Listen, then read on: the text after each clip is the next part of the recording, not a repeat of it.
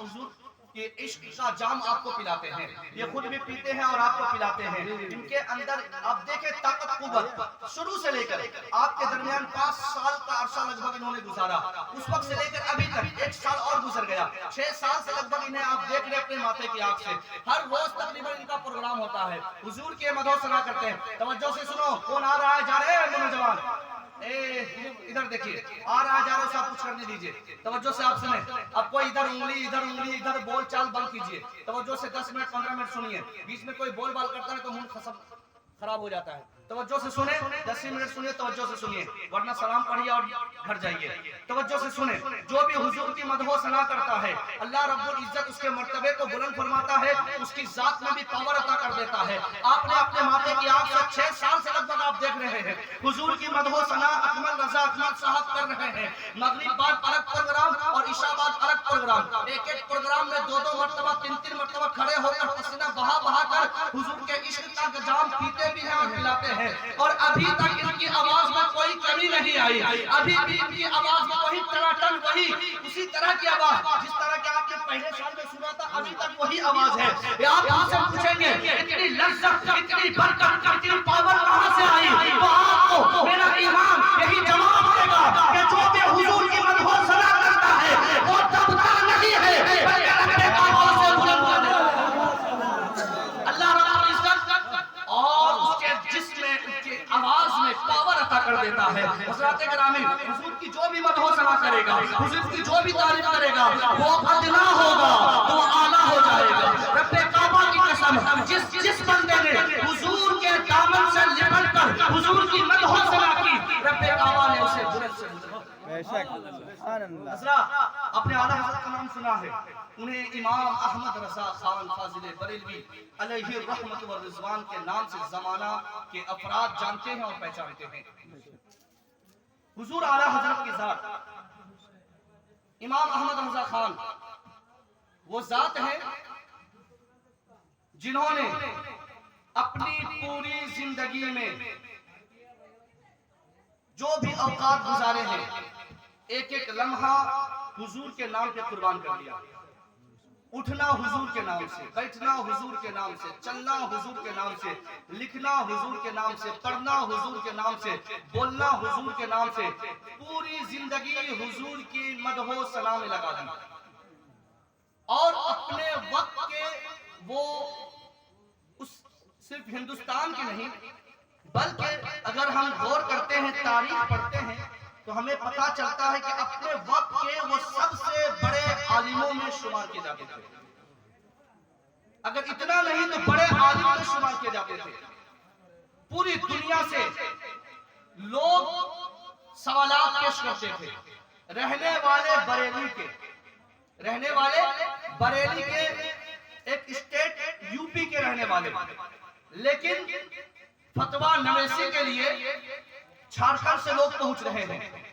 فتویٰ لینے کے لیے لوگ بہار سے پہنچ رہے ہیں.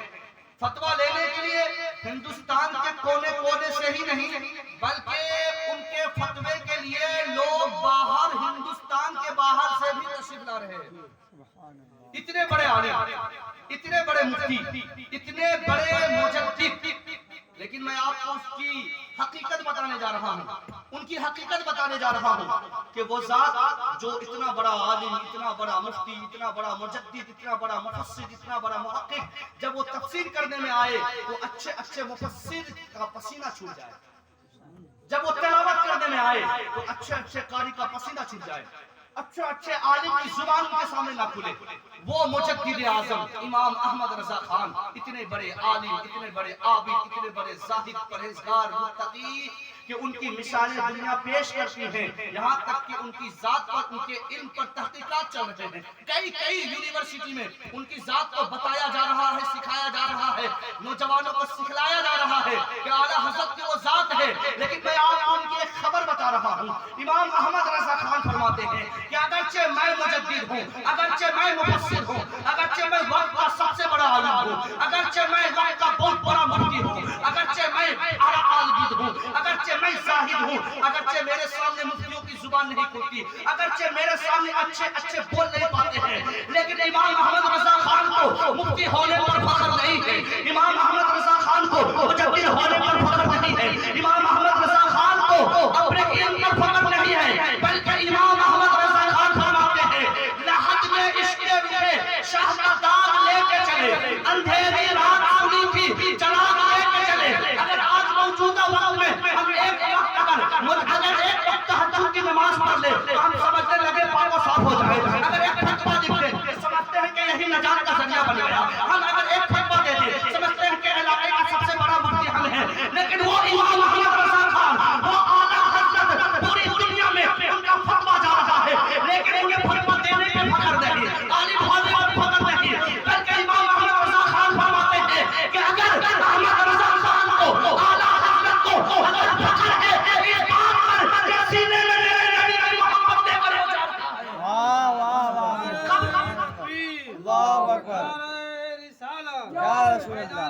حضرت زندہ-باد، نعرہ تکبیر، اللہ اکبر۔ نعرہ رسالت۔ اتنا بڑا مجدد ہونے کے باوجود بھی ہمیں یہ پیغام دیتے ہیں کہ لحد میں عشق رخ شاہ کا داغ لے کے چلے، اندھیری رات سنی تھی چراغ لے کے چلے، وہ اندھیری کوٹری، وہ قبر کی تاریکی، وہ قبر کی اندھیری جہاں کوئی دیکھنے والا نہیں، کوئی پوچھنے والا نہیں، آپ کا رشتہ دار وہاں کام آنے والا نہیں، آپ کا دوست آپ کو دیکھنے والا نہیں، آپ کا بھائی آپ کو چھونے والا نہیں، آپ کا باپ آپ کو وہاں پہچاننے والا نہیں، آپ کی ماں آپ کو چھوڑ کر بھاگنے والی، آپ کا دوست آپ کو چھوڑ کر بھاگنے والے، قبر میں آپ اکیلے تن و تنہا ہے۔ میرے امام نے پیغام دیا کہ اگر قبر میں روشنی چاہتے ہو، اگر قبر کی تاریکی کو دور کرنا چاہتے ہو، تو قبر کی تاریکی اگر دور کرے گی تو میرے نبی علیہ السلام کی محبت دور کرے گی۔ حضرات، حضور کی محبت قبر کی تاریکی کو دور کرتی ہے، حضور کی محبت ہمیں سرخرو کرتی ہے، حضور کی محبت ہمیں کامیاب کرتی ہے۔ آج موجودہ وقت میں اگر ہم پست ہو رہے ہیں، اگر ہم ذلیل ہو رہے ہیں، اگر لوگوں کے ہم نشانے پر ہیں، تو وجہ یہی ہے کہ حضور کی محبت میں کمی آ گئی ہے۔ ہمارے دل میں میرے نبی کی محبت جس طرح رہنی چاہیے اس طرح محبت نہیں رہی، جس کی وجہ سے در بدر ہم بھٹک رہے ہیں، نیتاؤں کے چکر لگا رہے ہیں، خدادار کے تلوے چاٹ رہے ہیں، دنیا دار کے قدموں سے لپٹے ہوئے ہیں۔ وجہ یہی ہے کہ ہم محبوب پروردگار کے قدموں کو چھوڑ دیا ہے۔ حضرات، آج سے 40 دن قبل محترمہ کیا نام تھا؟ بی بی آسیہ اچانک انتقال کر گئی۔ اچانک کوئی معاملہ، طبیعت صحیح تھی، کوئی میٹر نہیں تھا، ایک ہفتے کے اندر اچانک طبیعت خراب ہوئی، انتقال کر گئی۔ کوئی بھی بندہ دیکھنے والا دیکھ کر یہ نہیں کہتا کہ یہ ایک ہفتے کی مہمان ہے۔ جب ان کی طبیعت خراب ہوئی، اچانک انتقال کر گئی، دل کو رنج ہوا، درد پہنچا، اور ان کی عمر 20 سے 22 سال، زیادہ عمر بھی نہیں تھی۔ نوجوانوں، سوچنے کا مقام ہے کہ ابھی جوان تھی، پہلے ہی بچے کی ولادت ہوئی تھی، لیکن انتقال کر گئی۔ بے پناہ محبت کرنے والے ان کے تھے، بھائی الگ محبت کرتے ہیں، بہن الگ محبت کرتی ہے، شوہر الگ محبت کرتے ہیں، ماں الگ محبت کرتی ہے، لیکن کوئی بھی انہیں بچا نہ سکا، کوئی بھی انہیں جانے سے روک نہ سکا، اس لیے کہ وَلَن يُؤَخِّرَ اللَّهُ نَفْسًا إِذَا جَاءَ أَجَلُهَا، کہ اللہ رب العزت نے ان کے وقت کو مقرر فرما دیا ہے کہ موت جب آتی ہے تو نہ بھائی کی محبت دیکھتی ہے، نہ ماں کی محبت دیکھتی ہے، اور نہ کسی کا ممتا دیکھتی ہے، بلکہ وہ موت آ جاتی ہے۔ ہر ایک بندہ جانتا ہے، مانتا ہے، یہ عقیدہ رکھتا ہے کہ ہمیں موت کسی بھی حالت میں آ سکتی ہے، کبھی بھی آ سکتی ہے، کسی وقت بھی آ سکتی ہے۔ اس کے باوجود حضرات، ایک مثال سے میں آپ کو سمجھاتا چلوں، اگر آپ سے یہ کہا جائے کہ کل صبح فلاں جگہ پہ آپ کو 1,00,000 روپیہ دیا جائے گا، ابھی آپ کو بتا دیا جائے کہ 1,00,000 روپیہ کل صبح 5 بجے یا 4 بجے فلاں بندہ آپ کو دے گا اور فری میں دے گا، ابھی سے صبح تک امیدیں قوی ہے کہ آپ کو نیند نہیں آئے گی، ہے نا؟ آپ کو نیند نہیں آئے گی، آپ سوچیں گے کب ہم اس پیسے کو حاصل کریں، ہے نا؟ یہ اسی طریقے سے اگر کوئی بندہ آپ سے کہے کہ کل صبح 4 بجے ایک بندہ آئے گا اور آپ کو قتل کر دے گا، آپ کو کل صبح 4 بجے قتل کر دے گا، تو ابھی سے آپ کی نیند اڑ جائے گی۔ صحیح بات ہے کہ نہیں؟ صحیح بات۔ حضرات، دونوں لحاظ سے خوشی کا موقع ہے کہ 1,00,000 روپیہ ملنے والا ہے تو بھی نیند نہیں آ رہی، اور غم کا موقع ہے کہ قتل ہو جائیں گے تو بھی نیند نہیں آ رہی۔ دونوں صورت میں क्योंकि किसी ने आपको पहले से ही बता दिया है। अब यहां बचने की भी सूरत है कि आपकी मौत टल सकती है, आप बच सकते हैं कि वक्त मुकर्रर है 4 बजे का, वो बंदा आएगा, आप उनके आने से पहले आप निकल सकते हैं, भाग सकते हैं, बच सकते हैं, लेकिन आपकी नींद उड़ जाती है। लेकिन मौत की एक ऐसी हकीकत है, ना वक्त मालूम है, ना टाइम मालूम है, कोई वक्त फिक्स नहीं कभी भी, ना वो ये बताकर आती है कि 4 घंटे के बाद आएगी, और ना ये बताती है कि 1 मिनट के बाद आएगी, ना 1 सेकंड के बाद आएगी। तो आप अंदाजा लगाएं, जो वक्त मुकर्रर हो उसमें आपको नींद ना आए, और जो वक्त का आपको इल्म ना हो, वक्त तो मुकर्रर है लेकिन इसका इल्म नहीं, तो उसके मुतालिक तो खतरा ज्यादा होता है। अगर आपसे ये कहा जाए कि एक बंदा है जो कभी भी आप पर हमलावर हो सकता है, तो सिर्फ 4 घंटा नहीं बल्कि 24 घंटा आप परेशान रहेंगे। आप सोचेंगे कब पर वो हमला कर देगा। मौत ऐसी ही है कि ये नहीं देखते कि किस वक्त आ जाए, बल्कि रब्बे काबा ने जो मुकर्रर फरमा दिया है वो आपको बता कर नहीं आती, बल्कि रब का हुक्म होता है, वो आ जाती है। तो इस वक्त हमें क्या चाहिए कि हम मुकाबला करें, उनका इस्तेमाल करें। इस तौर पर इस्तेमाल करें कि जब वो आए तो वो तकलीफ देने के लिए ना आए, आज जब वो आए तो मुसीबत बनकर ना आए, जब वो आए तो ये कह के ना आए कि मैं तुम्हें जलील कर ले जाऊंगा, बल्कि हमें इस्तेमाल इस तौर पर करना चाहिए कि जब वो आए तो मेजबान बन के आए, कि अगर हम उनके साथ जाए तो मेहमान बन के जाए। अब सुने, जब मौत के फरिश्ते आते हैं, जब मौत के फरिश्ते आते हैं तो उनके साथ फरिश्तों की झुरमट होती है। हदीस मुबारक में आया कि जहां तक निगाह जाती है वहां तक फरिश्ते ही फरिश्ते नजर आते हैं, निगाहें जहां तक उठती है फरिश्ते नजर आते हैं, दाएं फरिश्ते, बाएं फरिश्ते, ऊपर नीचे हर तरफ फरिश्ते, चाहे वो काफिर की रूह कब्ज करने के लिए आए या मुसलमान की रूह कब्ज करने के लिए आए, फरिश्ते ही फरिश्ते नजर आते हैं।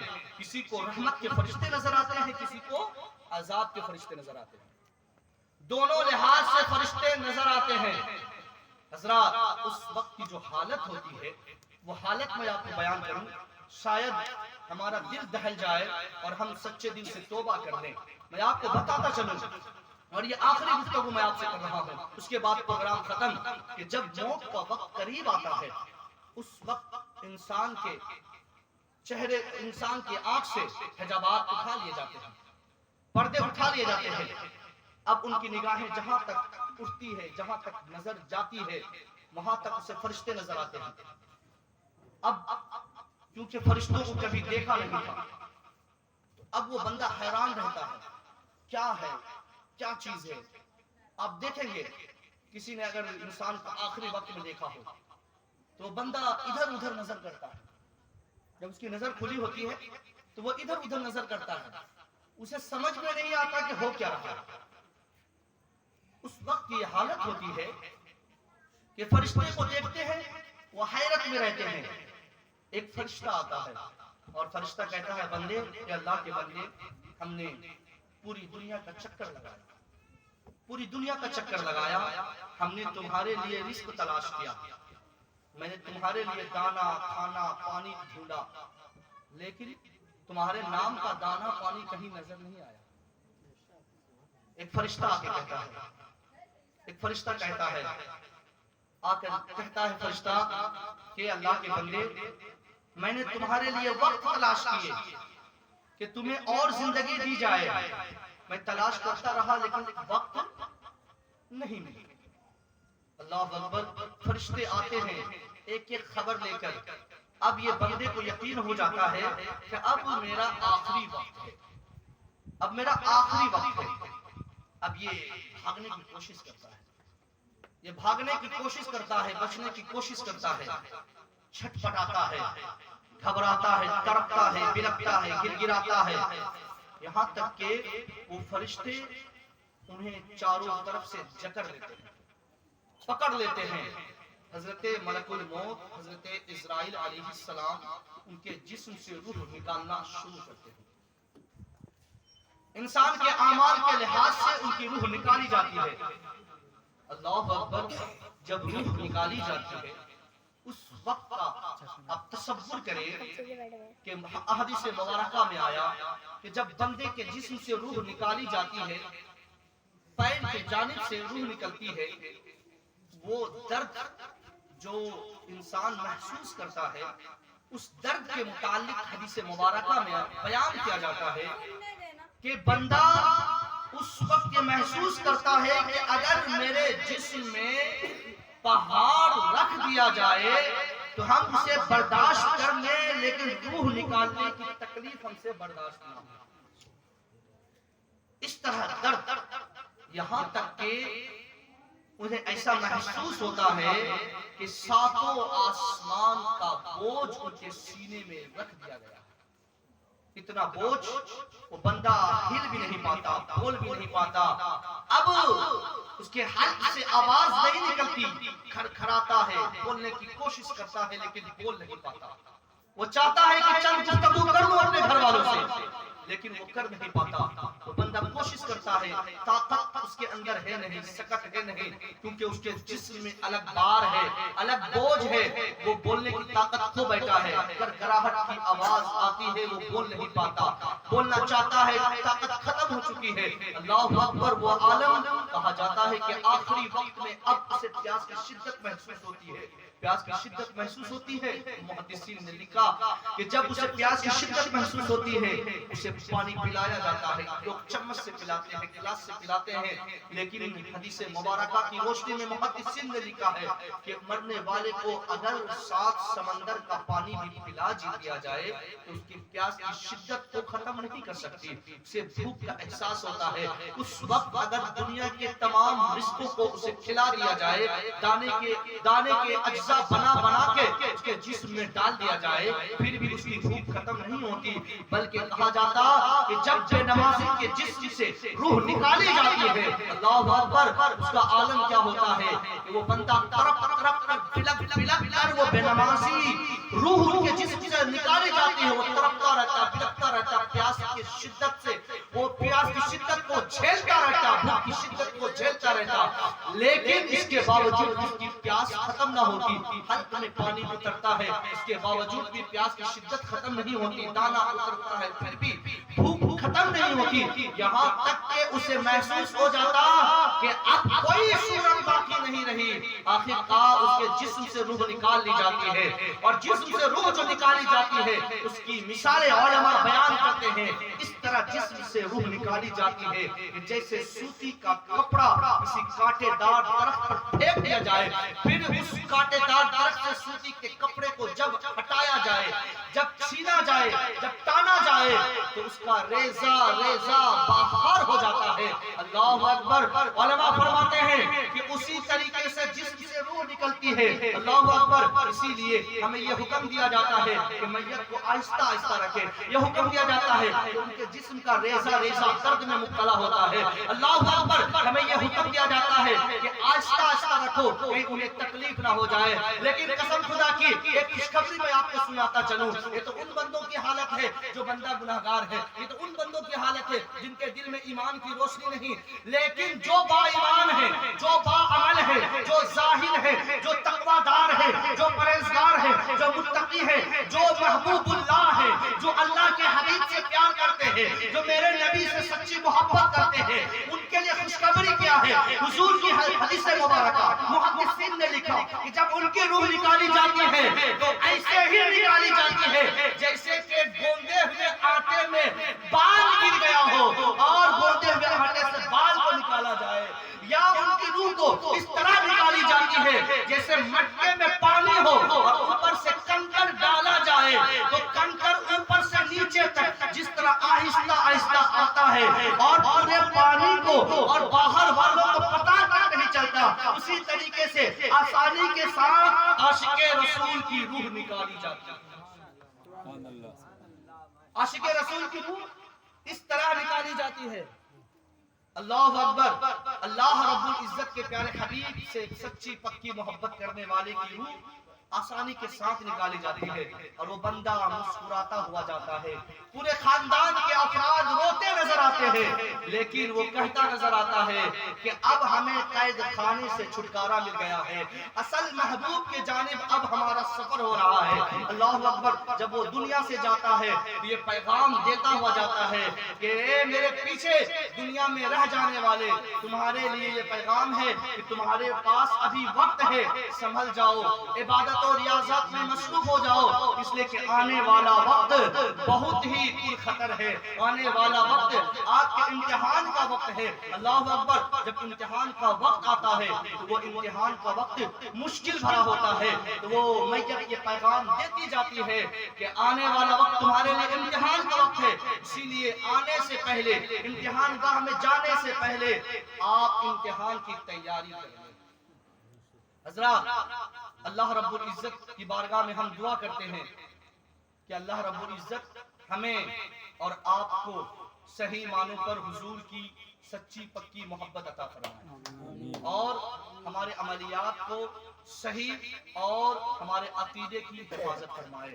हज़रात, वक्त बहुत हो चुका है, आप लोगों के चेहरे पे 12 बज चुका है, 12 बजने से पहले, इसीलिए अब जो है गुफ्तगू खत्म की जाती है आखिरी नसीहत करके। दुआ नहीं मिल रही है पीछे से, समझे ना? दुआ मिलती तो अभी और पावर बढ़ जाता, समझ रहे ना? हज़रत लोग विचार है कि बहुत झेला रहा है। दुरूद पर अल्लाहुम्मा सल्ली अला सय्यिदिना व शफीना व हबीबिना व मौलाना मुहम्मद व आलिहि किराम व करीम व सल्लम सल्लल्लाहु अलैहि या रसूलल्लाह सल्लल्लाहु तआला अलैहि वसल्लम। हज़रात गिरामी, अपने मोहल्ले में आम तौर पर लोग 12 बजे से पहले सोते नहीं है, 12-1 बज ही जाता है। अभी जिस घर में टीवी वगैरह है, लगभग लोग जो टीवी में मशरूफ है। हाँ, ये हकीकत बात है। और अभी तो एक से एक स्क्रीन आ रहा है कि अब हॉल वगैरह सिनेमा हॉल जाने की जरूरत भी नहीं है, घर ही पे जो है पूरा सिनेमा हॉल बना रहता है, बड़ी बड़ी स्क्रीन की टीवी। और जब हजरत लोग को बुलाएंगे तो उसी स्क्रीन वाले घर पे बैठाएंगे।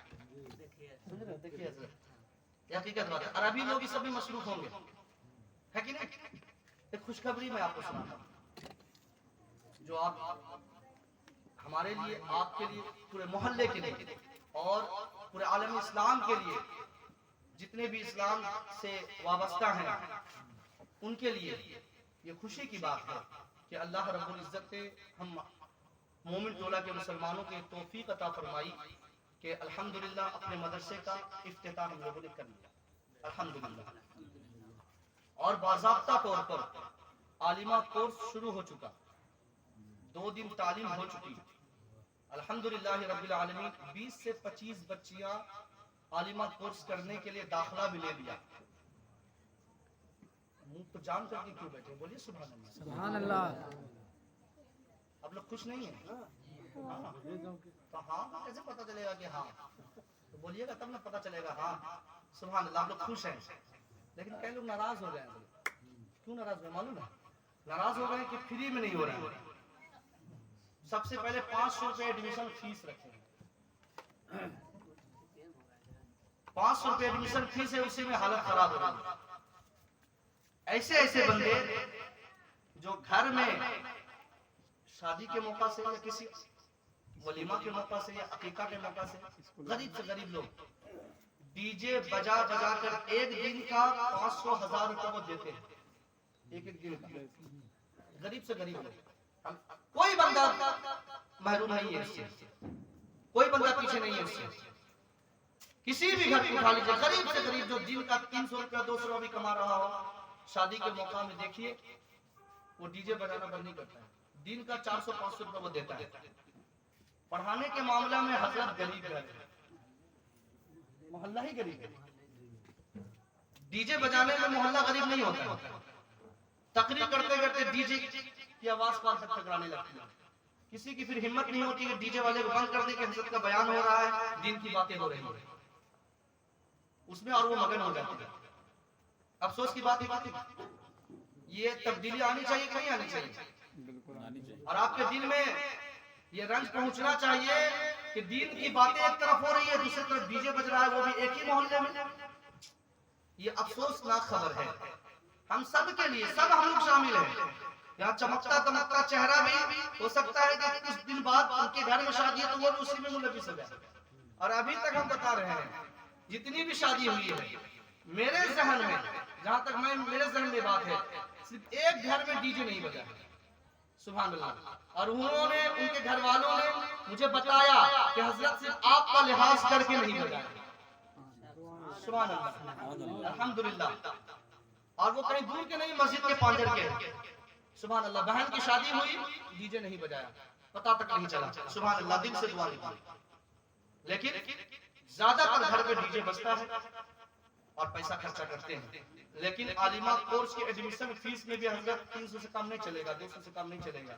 قانون بن گیا کہ 500 سے نیچے سے کام ہی نہیں چلے گا.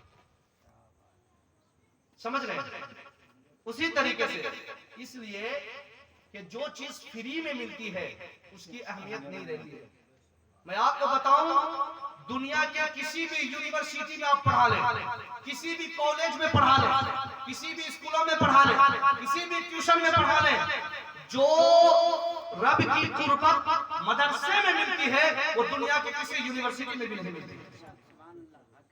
جو آپ کو محبوبیت اللہ تبارک و تعالیٰ کی نزدیکیت جو مدرسے میں ملتی ہے وہ کسی بھی یونیورسٹی میں نہیں ملتی. جہاں بھی آپ لاکھوں کروڑوں کا خرچہ کرتے ہیں تو 500 اور 300 روپے کوئی معنی نہیں رکھتا ہے عالمہ کورس کروانے کے لیے. ایسے ہی اڑا دیتے ہیں. اور زندگی میں ایک مرتبہ ہی ایڈمیشن فیس لگتا ہے، چاہے آپ 4 سال کا کورس کریں یا 6 سال کا کورس کریں. لیکن پھر بھی جھجک محسوس کرتے ہیں. لیکن بعض لوگ الحمدللہ سینہ کھول کے وہ استقبال کر رہے ہیں. سبحان اللہ. ایک اور اہم بات کہ صرف عالمہ کورس ہی نہیں، موجودہ وقت میں اس محلے میں عالمہ کے ساتھ ساتھ عالم کی بھی ضرورت ہے، حافظ کی بھی ضرورت ہے. تو کیونکہ اکیلے بہت سارے کام ہیں، کیے نہیں جا سکتے، سب کو کورس کرائے نہیں جا سکتا. بعض حضرات نے سوال بھی کیا کہ حضرت عالم کورس کیوں نہیں رکھے، عالمہ کورس کیوں رکھے؟ تو اس کا جواب بتا چکا تھا، پھر سن لیجیے. اس لیے عالمہ کورس صرف رکھا ہوں، عالم کورس نہیں رکھا کہ عالم کورس کروانے کے لیے اپنے محلے، اپنے علاقے میں 2 مدرسہ، شاندار مدرسہ ہے، لیکن ایک بھی محلہ والا پڑھنے کے لیے نہیں جاتا. شہبازیہ بھی موجود ہے، شاہ جنگی بھی موجود ہے، وہاں عالم کورس کروایا جاتا ہے لیکن کوئی بندہ نہیں جاتا ہے. اس لیے محلے کو ضرورت ہے عالم کورس نہیں بلکہ عالمہ کورس کروایا جائے. برائے نام اور اختلاف پیدا کرنے کے لیے یا ذہن کو ادھر ادھر کی باتوں میں لگانے کے لیے اس طرح کے اختلافاتی بات کو اٹھانے کی کوشش کرتے ہیں. حفظ والے بچوں کے لیے جو حفظ کرنا چاہتے ہیں بچے، اللہ کے فضل و کرم سے حافظ بھی ہوں، حفظ والے بچوں کو بھی سنبھال سکتا ہوں اللہ کے فضل و کرم سے. تو حفظ والے بچوں کے لیے بھی جو اسکول بھی کرنا چاہتے ہیں اور حفظ بھی کرنا چاہتے ہیں، اگر ان کے اندر ان کی ذہانت اس طرح ہے کہ وہ اسکول اور حفظ دونوں ایک ساتھ سنبھال سکتے ہیں تو اس کے لیے فیسلٹی ہے. اور اگر نہیں تو مکمل طور پر وہ حفظ کر سکتے ہیں.